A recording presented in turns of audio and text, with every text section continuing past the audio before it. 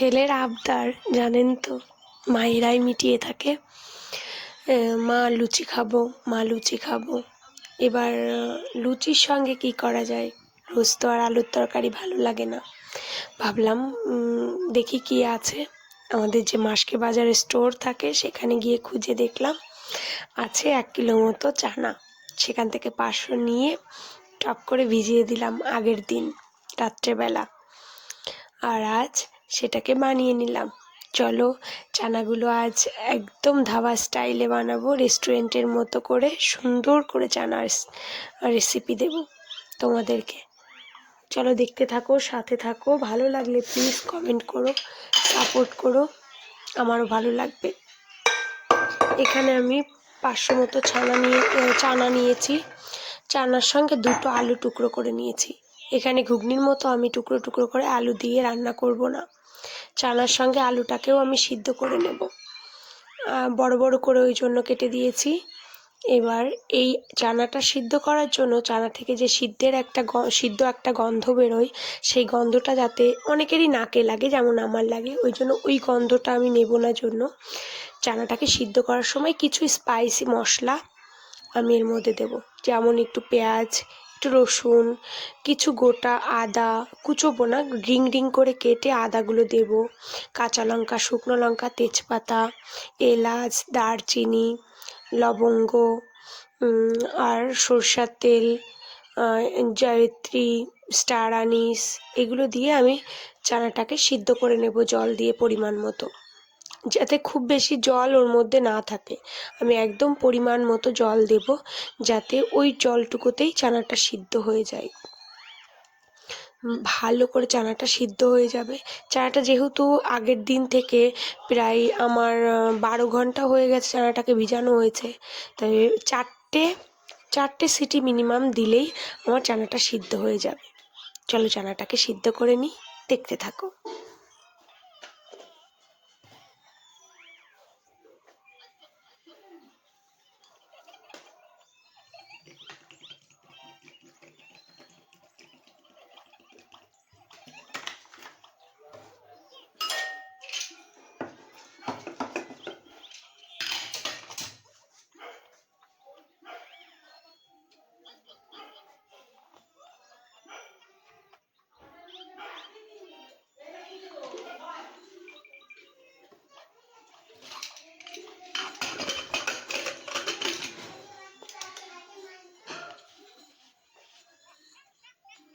কেন মশা নাকি আমার ঘরে?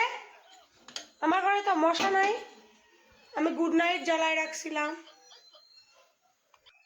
চানাটা এদিকে সিদ্ধ হোক, আমি 4-5টা সিটি দিয়ে নেব, আর এদিকে আমার এই মশলাগুলোকে আমি মিক্সি করে নেব।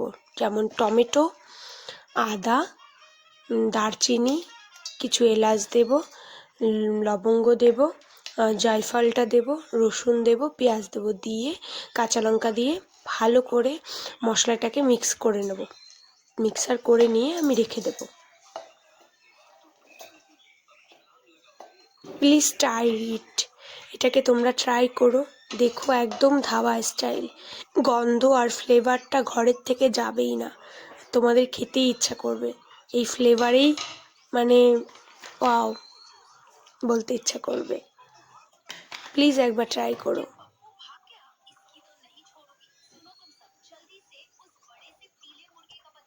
মশলাটাকে করে নিলাম। এবার চলো দেখি, ওইদিকে সিটি হয়ে গেছে, দেখি চানাটা কেমন গললো। দেখো চানাটা কি সুন্দর গলে গেছে। এবার আমি গ্যাসের উপরে কড়াই দিয়ে নেব। কড়াই দিয়ে আমি কিন্তু পরিমাণে খুব কম তেল দেব, কারণ আমার হাজব্যান্ডের যেহেতু স্ট্রোক, আমরা তো খুবই কম তেল খাই, তবে আপনারা আপনাদের চয়েস অনুযায়ী তেল দেবেন। এখানে আমি জিরে, গোটা এলাচ, লবঙ্গ, শুকনো লঙ্কা, তেজপাতা, দারচিনি দিয়ে ফোড়ন দিয়ে দিলাম। আমি কিন্তু এখানে বেশ কিছুটা মশলা ইউজ করছি, কারণ ফ্লেভারের জন্য।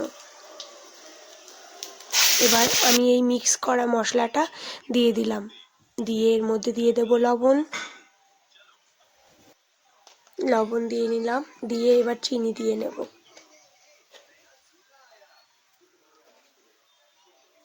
আমি ওপরে স্ক্রিনের ওপরে লিখে দিয়েছি যাতে আপনাদের বুঝতে সুবিধা হয়। অনেক সময় মুখে বলে গেলে আপনারা বুঝতে পারেন না, তাই আমি লিখে দিয়েছি।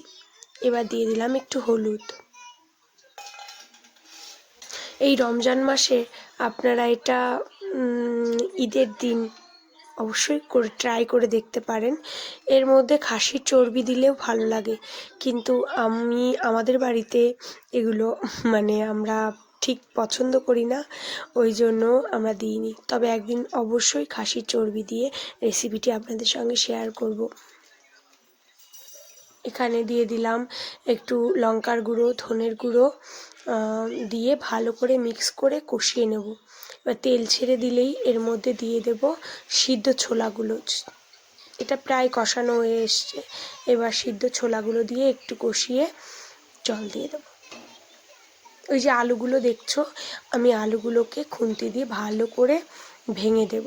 এই ছোলাটা রান্না করি আমি এইভাবে, আশা করছি আপনাদেরও খুব ভালো লাগবে। এই যে এবার ছোলাটাকে ভালো করে মিক্স করে খুন্তি দিয়ে ওই আলুগুলোকে কেটে কেটে দেব।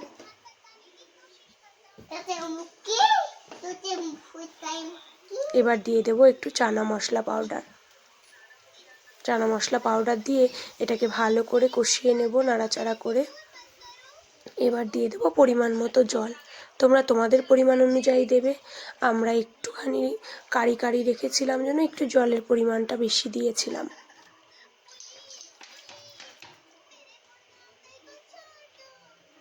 এবার এটা ভালো করে ফুটে উঠলেই ব্যাস গরম মশলা দিয়ে নামিয়ে নেব। চাইলে আপনারা ঘি দিতে পারেন, এটা অপশনাল। আমি ইউজ করছি না আমার পারিবারিক কিছু সমস্যার জন্য। এখানে গরম মশলা দিয়ে দিলাম।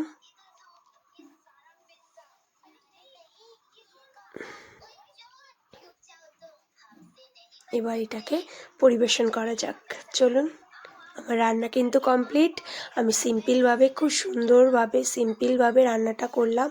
আপনাদের যদি পছন্দ হয় তাহলে প্লিজ ভালো কমেন্ট করবেন, আর যদি পছন্দ না হয় তাহলে প্লিজ আমার ভুলটা ধরিয়ে দেবেন। আমি খুশি হব আমার ভুলটা ধরিয়ে দিলে, তাহলে আমি শিখতে পারবো যে না, আমার এইখানটায় ভুল হয়েছে, আমার এটা ঠিক করা উচিত আপনাদের কথা অনুযায়ী। প্লিজ কমেন্ট করবেন। আমি ছোট্ট একটা মেয়ে, শুরু করেছি নতুন রেসিপি চ্যানেল। আমার ভুল হলে প্লিজ কমেন্ট করবেন আর ভুলটা ধরিয়ে দেবেন। আমি খুব পরিবেশনা কমপ্লিট। দেখুন, এবার চলুন ছেলেকে একটু খেতে দেয়া যাক। দেখি ছেলের রিভিউটা কি। দেখেছেন ছেলের রিভিউটা? ছেলের পছন্দের জিনিস হলে ছেলের রিভিউটা অনেক সুন্দর হয়। এবার দেখুন, এখানে করেছিলাম একটু হিঙের কচুরির সঙ্গে। দেখুন হিঙের কচুরিটার ভেতরে পুরটা কত না সুন্দর। রেসিপি কিন্তু এই চ্যানেলেই দেয়া আছে হিঙের কচুরি। পুরো পুরটা পুরো